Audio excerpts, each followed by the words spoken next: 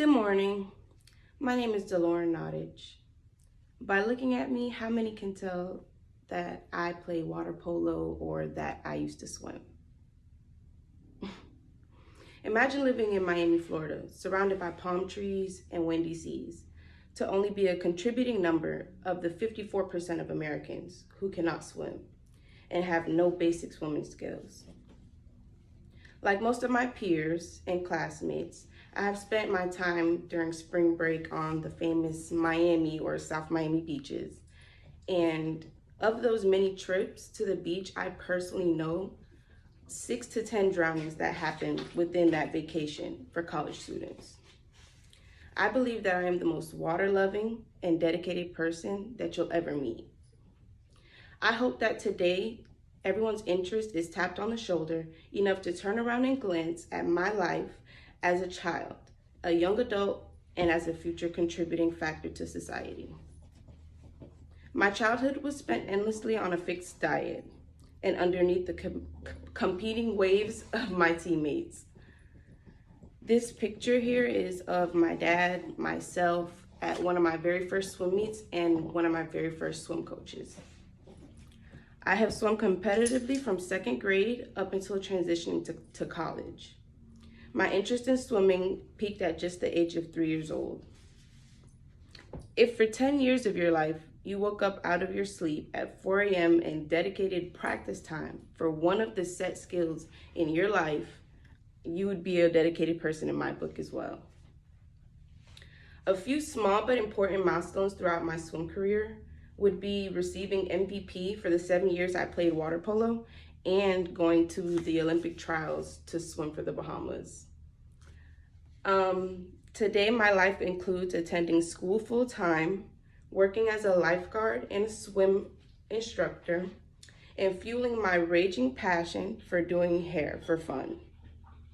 And this wig is just a wig that I made. It's a frontal wig, but it's curly. I put it, excuse me, I put it in a side part. In 2021, schooling has shifted to a teaching and learning style that I particularly am comfortable with and I appreciate it. In-person communication is sometimes a thing that I've always struggled with. For example, like in swim practice, there isn't much person-to-person communication. You know, you're in your own lane, or even if you're in a lane with another person, you sometimes have your own space because you're not butting arms or anything like that. And even within a practice, a coach just writes down what you're supposed to do, gives you specific instructions, and if you're following them, you don't get guided as much. And if you're not, that's when you have more person-to-person contact. Although I do not swim competitively anymore, working as a lifeguard and a swim instructor, it allows me to stay connected to that type of lifestyle and what I'm comfortable with, and it sends me to a tranquil state of mind. It also allows me to hold on to one of my passions while I'm also right now gaining a new one. So some new and recent interests of mine have been doing hair for fun and doing creative hairstyles.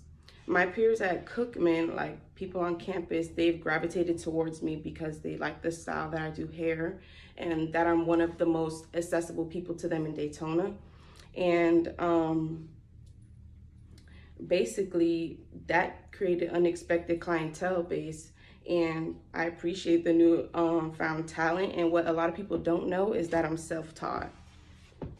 Tomorrow, my plans include earning a bachelor's degree in health sciences, and I plan to go back home to Miami, and I plan to initiate a Learn to Swim program that also exposes children to the health profession. So basically, a lot of people in Miami are basically minorities, like those of Hispanic descent or those of African American descent. And in Miami, the population, I just want the minorities the children of the minorities to know that going into a health profession is needed. It's not something that's, that happens on a daily basis. So if you get into it early, that's, basically getting one step ahead instead of falling 10 steps behind. And My plans for tomorrow also include opening my own practice to be a pediatric ENT. So that's basically a ear, nose, and throat doctor. And in this picture is my dad, myself, and two of his co-workers that are in his office. The center is called Be Well Community Health, and they are physical therapists, occupational therapists, and my dad is one of the ones who created this office and is expanding in Miami. So they have one on 8th Street. They went to Tamiami so far, and to the other side by FIU. They have a lot of offices, and they're going down to Homestead and also opening in Broward. And so today I'd like to thank you guys for being interested enough and turning around to look at my life as a child, a young adult, and hopefully you see my vision and my plans that are for me to be a contributing factor to society in the future. To my peers, please remember, the price of success is hard work, dedication to the job at hand, and determination that whether we win or lose, we have applied the best of ourselves to the task at hand. Vince Lombardi.